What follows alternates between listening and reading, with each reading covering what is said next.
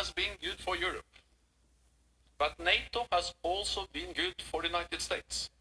And through NATO, the United States has more friends and allies than any other power. This has made the United States stronger, safer, and more secure. Madam Speaker, Mr. Vice President, it is good to have friends.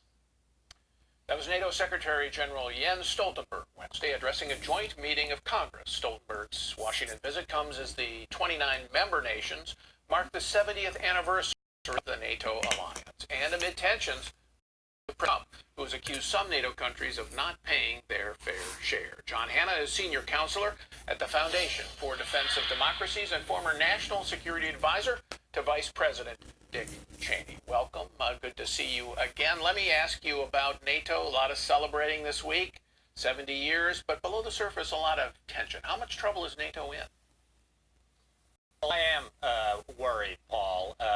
This week was, on the one hand, it was supposed to be a celebration, but at times it felt like a bit of a memorial service. Yeah. I do have a sense that people are worried about the alliance, not so much because of a lack of resources or capabilities on our eastern flank that can confront a resurgent Russia, but it's more the psychological. At the end of the day, the bottom line is the United States prepared to fight and die for Estonia, Latvia, and Lithuania, much less Montenegro and coming to North Macedonia?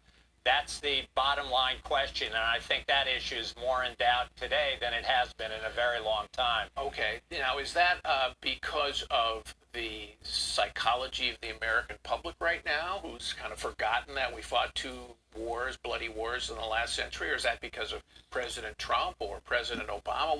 What's behind that changing, that doubt in your mind about whether we would fight? Well, I think in the long years, a sense of war fatigue on the. My goodness.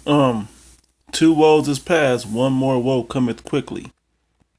Okay, just scriptures that come to mind.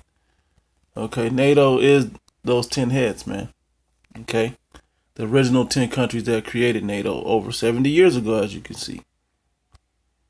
On the part of the American people, the financial crisis, and just a doubt that we're getting all the value we need out of these multilateral alliances, and a political leadership, I think, really beginning with President Obama, that hasn't, at the end of the day, really been prepared to defend the alliance and remind and educate the American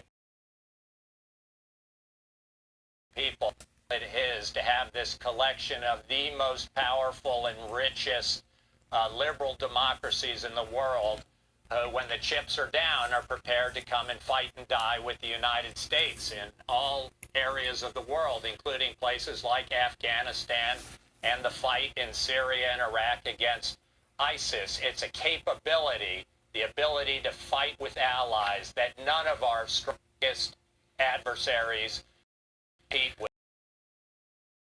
Not the Iranians or North Korea. But let me ask you about the sense that, and this is a point that President Trump is really getting at, which is that maybe by providing so much of of NATO's capability and so much of the military power, we've created a dependency in Germany and some other countries where they feel, you know what, we really don't need to spend as much because when a push comes to shove, the Americans are doing the job for us.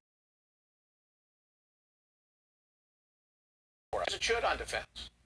Yeah, there's no question. This is a perennial problem, Paul, that's gone back not just 1 or 2 decades, but 4 or 5 decades that American presidents have been complaining about our allies' refusal to really step up and carry their fair share of the burden. That continues to be the case, although one has to say, and the Trump administration ought to claim some credit for it, that since that invasion of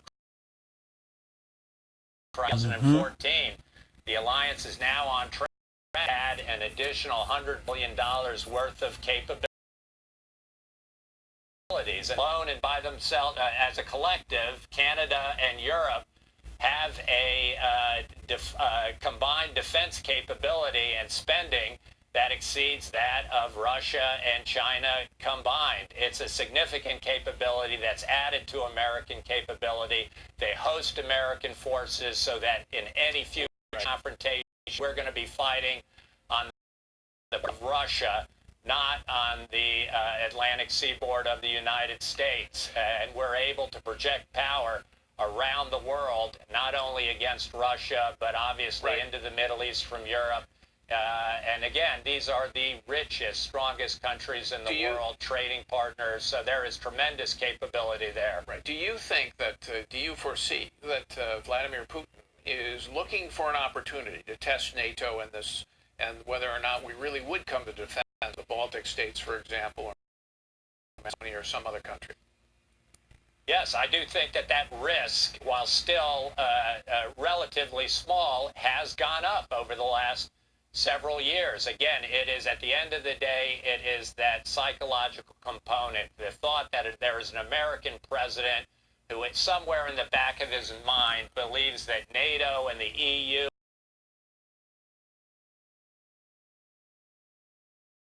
and our United States to rob our wealth and to take advantage of us, that it's a sucker's play to some extent.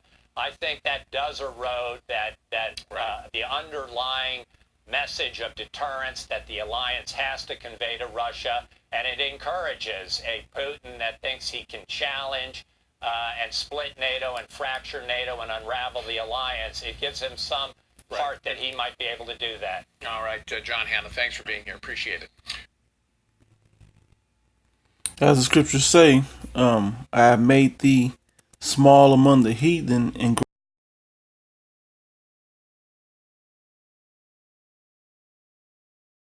great, separating America from NATO and becoming hated by the other allied countries, the other heathen countries. Okay, this is all biblical prophecy unfolding as we watch, as we speak. Shalom. Let me give all praises and glories unto Yahweh Ba'Shem Yahushua. Hey, if you don't have faith by the things that we're seeing unravel in these times, these are beautiful times. We're watching prophecy literally unfold before our eyes, proving that the Most High God is going to come back and redeem his elect and save his people out of this captivity. Everything that he said he would do according to his word within that holy Bible is coming to pass. If you're not on board, you're gonna get left just like off Noah's Ark. That I say shalom to the elect. Let me give proper salutations. All praise and glory unto Yahweh Ba'Shem Yahushua and Ba'Shem Harakat Kodash through the Holy Spirit. Double honor to the apostles at Great Millstone who taught me this truth. Greetings, salutations, and blessings unto the hopeful elect.